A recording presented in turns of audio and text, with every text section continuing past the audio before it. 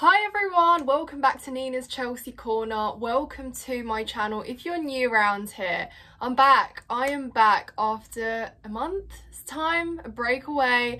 I was away, I was a bit unwell too, just a lot of things that happened in summer, but I'm back for good now. And we have a lot to catch up on, a lot to discuss, because as always, Chelsea have relentlessly been involved in dramas, sagas, transfer business gone wrong, and a lot more. A bloated squad once again, perhaps a bit of a lack of clarity with the direction that the club's headed in, worries and question marks with the starting 11 to face Manchester City, which is literally just 5 days away now. So we're nearly there, lots to get into, but this video is going to be specifically about the Conor Gallagher situation.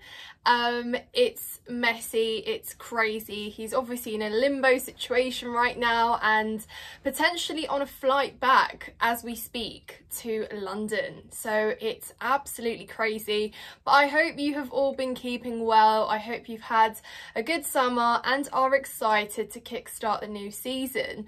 I'll be doing a separate video on all of Chelsea's transfers this summer and obviously previewing the Manchester City game, doing my predictions and all of that stuff to follow, so keep your eyes peeled. I'm very glad to be back.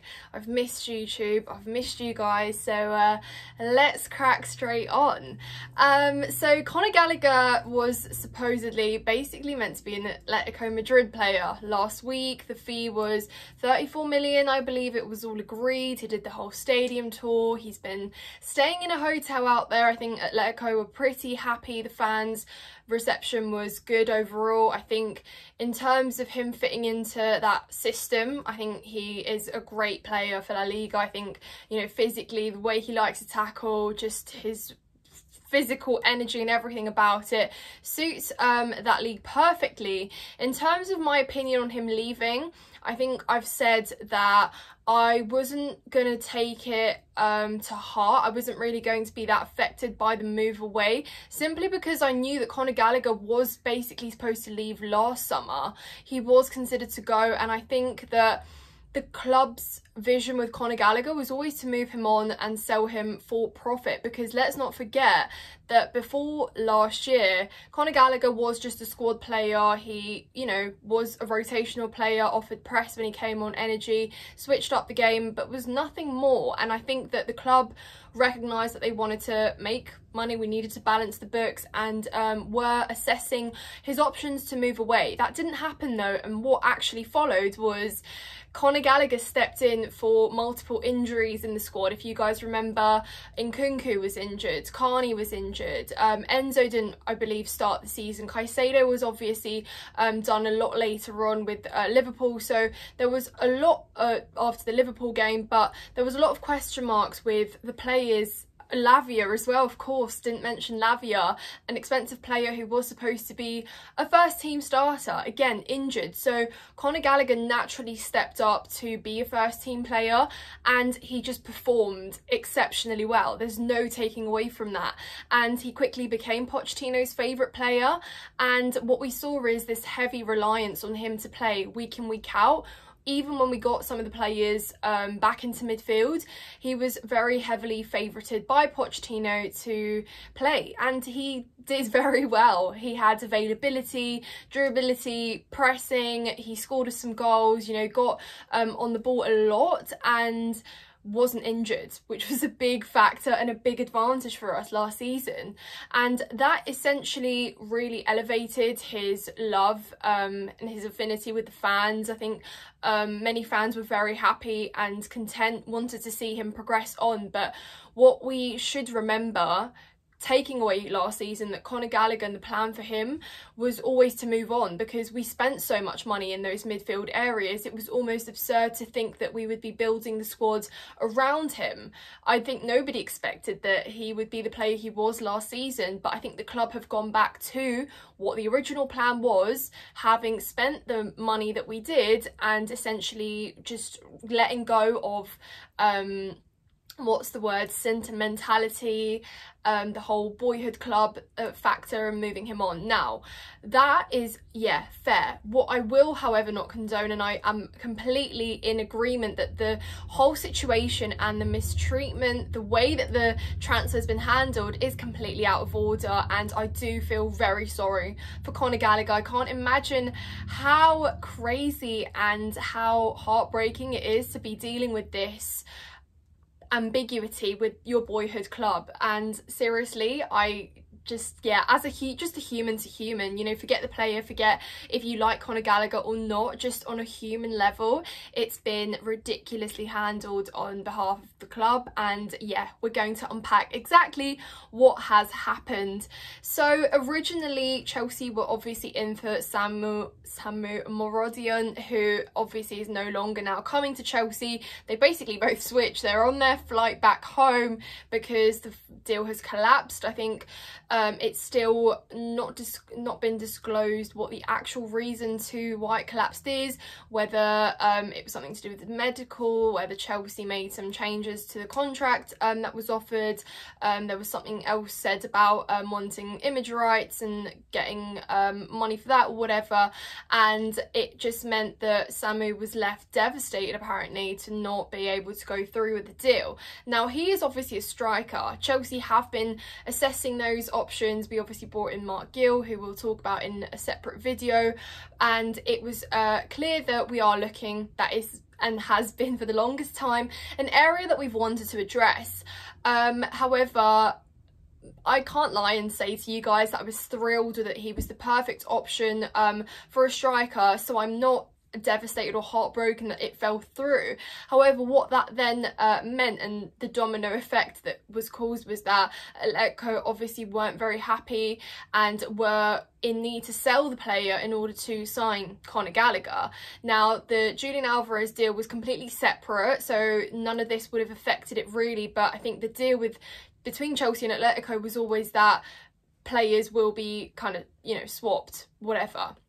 And because that didn't happen, I think now Chelsea are trying to go in potentially for another player, which is why Joao Felix has popped out of the blue, completely the blue, just been chucked straight in there, that Chelsea are now considering Joao Felix and insist that it is a completely separate deal, which is a bit hard to believe because of the timing of things. We were never really in for a player like Joao Felix as a target. I think those kind of positions have now been a bit oversaturated. I think we've got enough in those departments, and in terms of where all these players we've signed already fit, I think having to accommodate or perhaps figure out where Joao Felix fits in as well is also another question mark. So I find it a bit hard to believe that we have been looking at him as a target, and I find it hard to believe that it isn't just perhaps another way out for Chelsea to get this Gallagher deal done and dusted.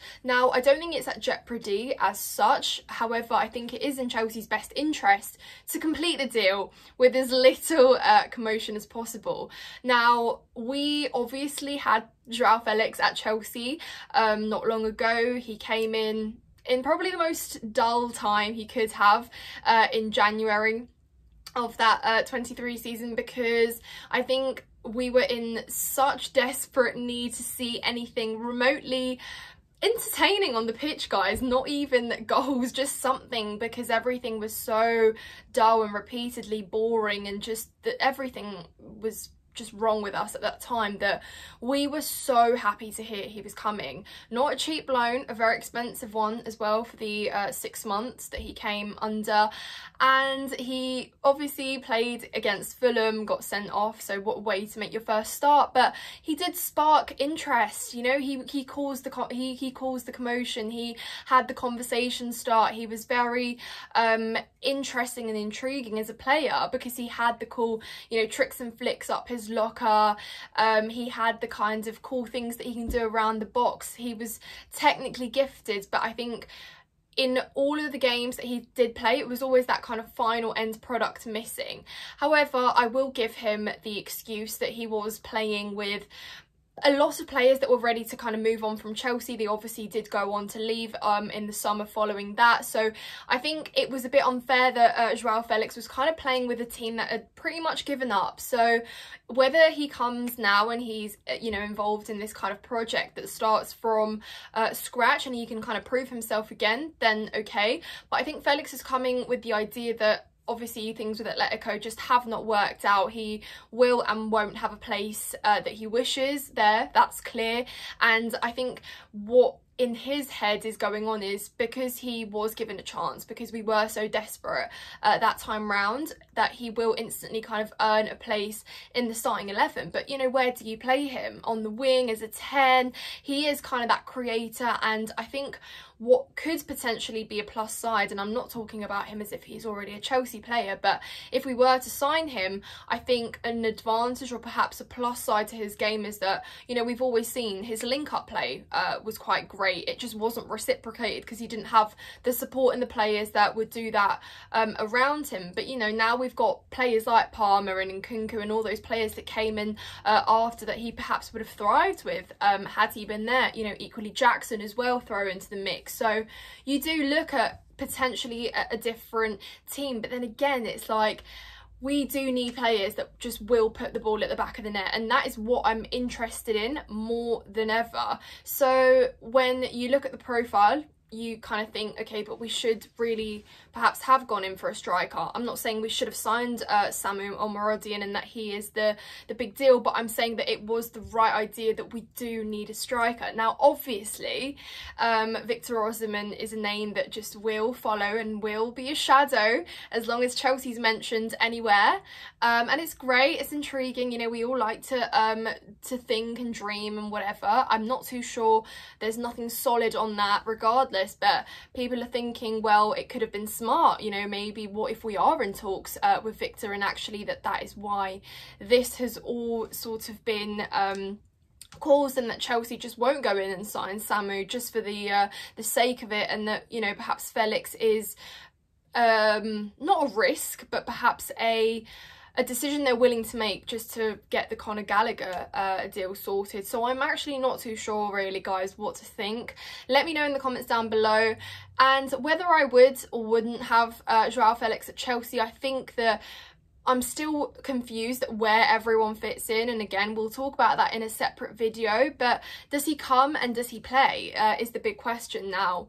Not to take away from his performances and, like I said, his technical ability. I think one thing that Felix has is attitude, a positive one. He's always willing to work, and he's obviously spent a lot of his time in his career fighting to show that he is good enough and, you know, warrants or earns a start in a first team squad.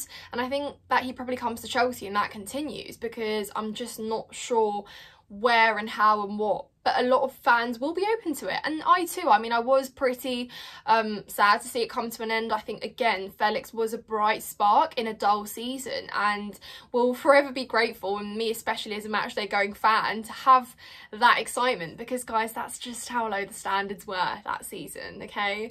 But yeah, I'm keen to know your thoughts in the comments down below. I hope that this situation is sorted as tidily as possible. I know that it's already been up in the air and it's everyone's kind of hot topic at the moment, but I think Gallagher returning to Chelsea and not using the facilities and, you know, training with the reserves or whatever while we kind of sort the situation out is going to be disrespectful to the player, to the person, because let's not forget, before a player, he is a person, a human being who's going to feel very distraught perhaps by the whole situation, and also embarrassing just that Chelsea can't really sort this deal out, and he's back and forth, and what is going on, and we'll obviously all demand some clarity around that situation. But hopefully it's sorted, and hopefully we are ready, because the last thing we need is this. just days before we play Manchester City in the opening game of the new season. So yes guys, I hope you've enjoyed this video. Let me know in the comments down below, would you take Joao Felix back at Chelsea? What's your thoughts on the Conor Gallagher situation? If you've enjoyed the video, make sure you smash the likes. Subscribe to the channel if you haven't done so already so you don't miss out on the other videos that are to follow. It's good to be back guys. Thank you so much for all your support as always, and up the Chels.